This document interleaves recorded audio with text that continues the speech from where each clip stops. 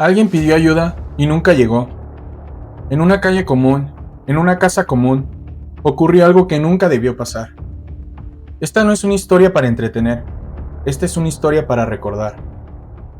Acompáñame.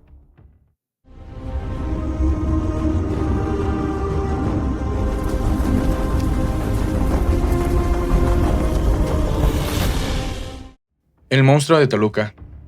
Una ciudad que no escuchó. Una ciudad como cualquier otra. Gente que sale a trabajar, estudiantes caminando por las calles, vecinos que creen conocerse. Pero hay algo que la historia ha demostrado una y otra vez. El mal no siempre se esconde en la oscuridad. A veces vive en la casa de al lado. Durante años, un asesino caminó libremente por estas calles. Nadie lo detuvo. Nadie lo vio venir. Su nombre era Óscar García Guzmán, y el país lo conocería como el monstruo de Toluca. Pero todo monstruo tiene un origen. El niño que aprendió la violencia. De la infancia de Óscar García se sabe poco, pero lo poco que se conoce es clave para entender lo que vendría después. Se cree que creció en un entorno marcado por violencia familiar, un padre agresivo, una madre sometida, un niño aprendiendo que el poder se ejerce con miedo. Años más tarde, Óscar confesaría algo inquietante. Desde joven, la idea de matar le resultaba atractiva. No como impulso, sino como fantasía, como deseo. Y esa infancia no tardó en convertirse en realidad. El primer muerto, su propio padre. En 2006, cuando tenía apenas 16 años, Óscar cruzó una línea sin retorno. La víctima fue su propio padre. El crimen permaneció oculto durante años. No hubo investigación, no hubo castigo. Fue hasta 2020, en una llamada desde prisión, cuando lo confesó a su propia madre. Las autoridades confirmarían después que Óscar sí estaba relacionado con la muerte. El primer asesinato quedó impune. Y para un asesino en formación, la impunidad es un mensaje claro.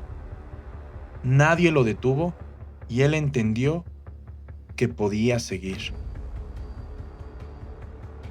La doble vida del monstruo. Óscar llevaba una vida normal aparentemente.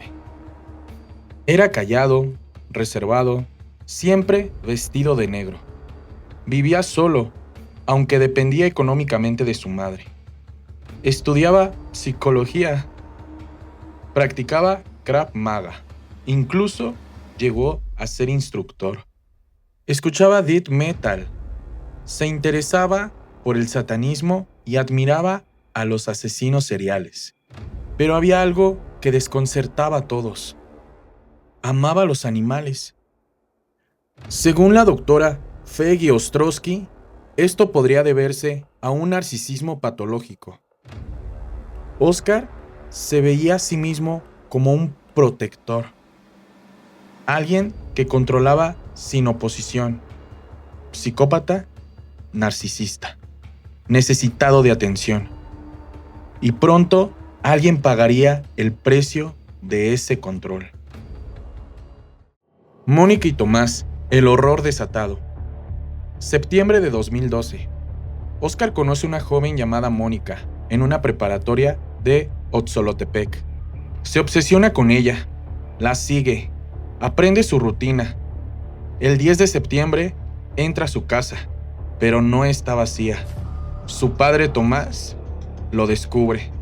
Óscar no huye, decide matar. Lo apuñala repetidas veces y lo remata con un hacha.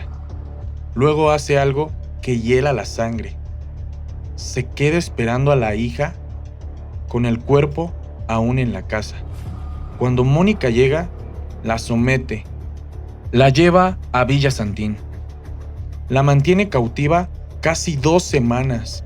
La tortura, la agrede. 2 días antes de su cumpleaños, la mata. Descuartiza su cuerpo y abandona los restos en un barranco. El monstruo ya no podía detenerse. Años de silencio. Tras los crímenes de 2012, Oscar desapareció del radar. No fue detenido, no fue investigado. Siguió con su vida. Estudió, entrenó, planeó. Durante años, nadie supo cuántas vidas más podrían estar en peligro. El silencio protegía al asesino, hasta que volvió a matar. Marzo de 2017. Adriana González Hernández, estudiante de psicología, desaparece. Días antes, había presentado a Oscar como su novio. Nadie sospechó. Meses después, él mismo confesaría que él la asesinó en febrero de 2018. Otra estudiante, otra víctima, otro crimen sin castigo inmediato. Pero alguien más ya sentía que algo estaba mal. Alguien me sigue. Pati Nava, criminóloga de 25 años, estaba asustada. Le dijo a su familia que alguien la seguía. Una camioneta negra aparecía una y otra vez. Oscar conocía a su familia. Vivía cerca.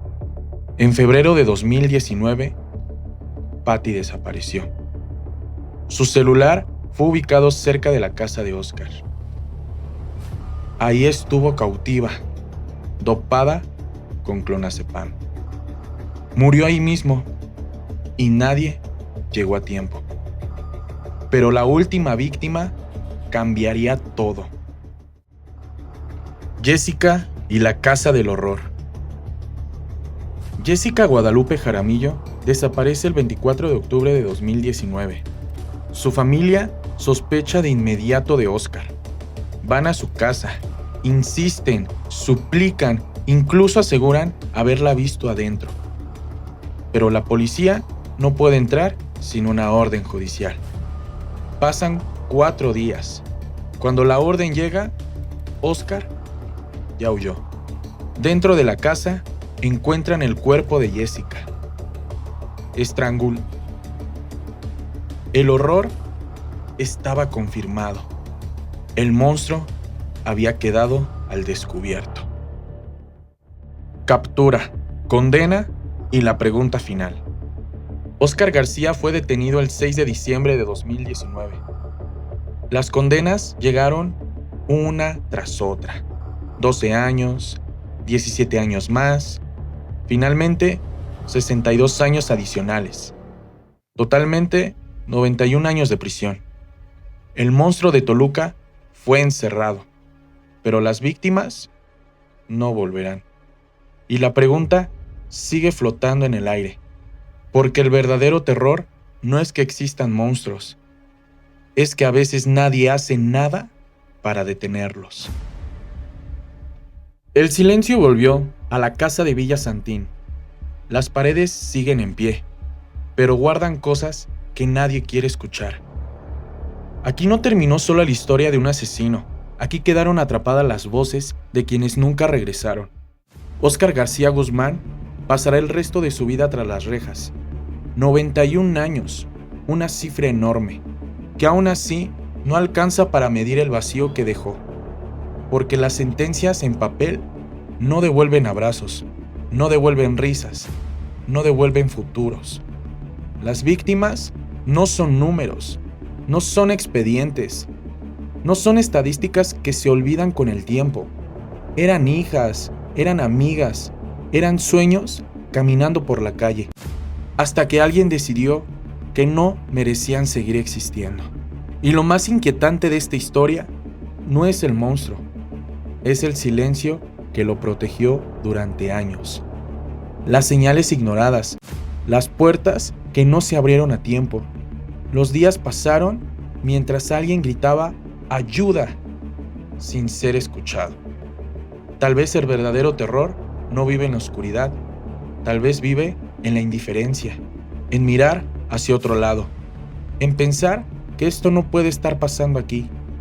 Hoy esta historia se cuenta para no repetirse, para recordar que detrás de cada desaparición hay una familia esperando, para que el silencio no vuelva a ser cómplice, porque mientras olvidamos, el mal aprende, y mientras callamos, alguien más podría estar escuchando pasos detrás de sí.